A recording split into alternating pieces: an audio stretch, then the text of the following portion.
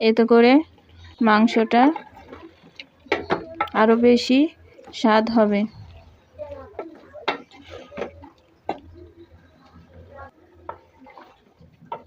আমি সবসময় গরুর মাংস এভাবে রান্না করি। এভাবে গরুর মাংস রান্না করলে অনেকটা টেস্টি হয়, অনেকটা মজার হয়। আপনারাও বাসায় ট্রাই করবেন।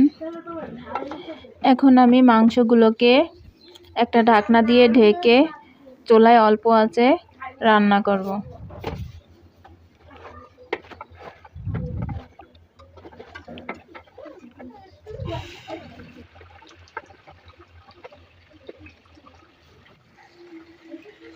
মাংস কষানো হয়ে গেলে আমি এর মধ্যে ঝোলের পানি দিয়ে আরো কিছু সময় ধরে রান্না করে নেব।